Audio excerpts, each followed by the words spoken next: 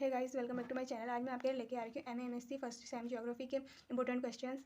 शुष्क प्रक्रियाओं व उनके परिणाम स्वरूप निर्मित स्थलाकृतियों की विवेचना कीजिए। शुष्क स्थलाकृतियाँ डेविस के अनुसार किसी भी भौगोलिक प्रदेश में दिखाई देने वाले विशिष्ट स्थलाकृतियों के समूह को भूदृश्य आकृति कहते हैं। स्थलाकृतियों के विकास पर प्रक्रम का प्रभाव पड़ता है। प्रक्रम का तात्पर्य अपरदन के दूतों से है। शुष्क प्रदेश में अपरदन के दो प्रमुख प्रक्रम सक्रिय रहते हैं, जैसे शुष्क वायु, बहता जल। ये दोनों प्रक्रम शुष्क प्रदेशों में अपरदन, परिवहन व निक्षेपण का कार्य करते हैं। अपरदन मुख्य 3 प्रक्रम से क्रिया करती है। नंबर 1 है अपवाहन, नंबर 2 अपघर्षण, नंबर 3 सन्निघर्षण। शुष्क प्रक्रियाओं द्वारा निर्मित स्थलाकृति ज्यूगेन। जब शुष्क प्रदेश में कठोर एवं मुलायम चट्टान क्षैतिज एवं वैकल्पिक रूप से पाई जाती है। यदि सतह पर कठोर चट्टान हो तो तापी प्रभाव से उसमें दरारें पड़ जाती हैं। उन दरारों के माध्यम से वायु प्रविष्ट कर मुलायम चट्टानों के अपरदन प्रारंभ कर देती है, जिससे दवातनुमा स्थलाकृति बनती है, जो इस तरीके की होती है। इसमें लिखा है शुष्क प्रदेश में कठोर व मुलायम चट्टानों की लंबवत व वैकल्पिक व्यवस्था। अगला है इसमें यारडांग। कठोर एवं लंबवत मुलायम चट्टानों वैकल्पिक रूप में हो तो शुष्क वायु चट्टान की ऊपरी भाग मुलायम चट्टानों का अपघर्षण के माध्यम से अपरदन कर देती है। वह कठोर चट्टान यथावत रह जाता है। इसे यारगांड कहते हैं। अगला है गारा व छत्रक शिला। मरुस्थलीय भागों में यदि कठोर सेल के रूप में ऊपरी आवरण के नीचे कोमल में लंबवत रूप में मिलती है तो इस कारण पवन द्वारा चलाई निचली भाग में अत्यधिक अपघर्षण द्वारा कठिन लगता है, जबकि ऊपरी भाग का प्रभावित रहता है। इसे गारा या छत्रकशिला कहते हैं, जो इस तरीके की होती है। ये है आपकी कठोर चट्टान। मात्रा एक अपरदन चित्र गारा का है। ये है हमारी वायु और इधर भी वायु। चित्र मारुस्थल छत्रकशिला।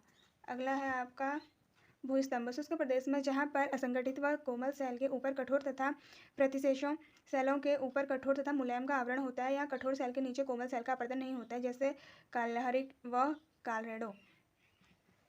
मरुस्थलीय खिड़की तथा पुल। मरुस्थलीय क्षेत्रों में कमलोमेट चट्टानों की प्रधानता होती है। इन चट्टानों की सामान्य विशेषता है कि कठोर भाग के मध्य में मुलायम चट्टान भी मिलती है। मुलायम चट्टान अपरदित होने के बाद खिड़की की जैसी दिखती है, जो इस तरीके से है। इसमें कुछ ये मुलायम चट्टान है और ये कठोर चट्टान है। चित्र मरुस्थलों की खिड़की। अब है हमारा ड्राई कांटर। पथरीले मरुस्थल में सतह पर पड़े शिलाखंडों पर पवन होती है। उसके कारण अपरदन द्वारा शिलाखंड चतुष्फलक आकृति का बन जाता है। उसे ड्राई कांटर कहते हैं। अपवाह बेसिन वाटावाट। सतह के ऊपर असंगठित तथा कोमल सेलों के ढीले कणों को उड़ा ले जाती है, जिस कारण छोटे छोटे गर्तों का निर्माण होता है, जिसे अपवाह बेसिन कहते हैं, जैसे सहारा, कालहरी, परस्पर के पश्चिमी शुष्क प्रदेश, पेंडी प्लेन एवं इसेलबर्ग। इसके निर्माण में जलीय प्रक्रम का अधिक योगदान है। LC king. मरुस्थलीय प्रदेश के अंतिम अवस्था में अपरदन व निक्षेपण के परिणाम स्वरूप लगभग समतल मैदानों को पेडीप्लेन कहा जाता है, जो इस तरीके से है। अब है निक्षेपित स्थलाकृति। बालू का स्तूप। जब चलती हुई शुष्क वायु के मार्ग में कई अवरोधक मिल जाते हैं तो इन्हीं अवरोधों के टकराने से शुष्क वायु धूलकण विश्लेषण की प्रवृत्ति रखती है, जिससे बालू का स्तूप का निर्माण होता है। बरखाना। इसमें वायु का निक्षेपण अवरोधक के दोनों किनारों पर होता है, जिसके कारण अर्धचंद्राकार आकृति का निर्माण होता है। सीफ। जब बरखाना की एक बाह की लंबाई बढ़ जाती है तो देखने पर हॉकी स्टिक के समान लगती है, जिसे सीफ कहा जाता है।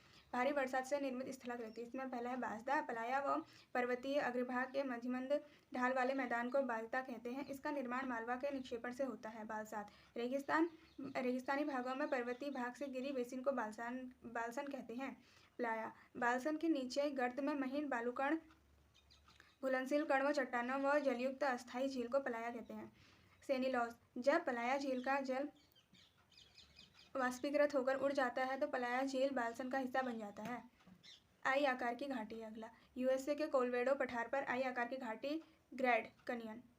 लास्ट है आपका अंतःप्रवाही नदी। मरुस्थलीय प्रदेशों में जब तीव्र वर्षा होती है तो छोटी छोटी सरिताओं का विकास होता है, लेकिन ये नदियाँ समुद्र से जाकर नहीं मिलती, इसीलिए इन्हें अंतःप्रवाही नदी कहते हैं। ये था आपका क्वेश्चन का आंसर। शुष्क प्रक्रियाओं व उनके परिणाम स्वरूप निर्मित स्थलाकृतियों की विवेचना कीजिए। क्वेश्चन था, इसका आंसर हो गया। आई होप आपको वीडियो पसंद आई होगी। पसंद आई तो लाइक कर देना, चैनल पर नहीं है तो सब्सक्राइब कर देना। मिलते हैं कुछ इसी तरह की अगली वीडियो में, तब तक के लिए बाय।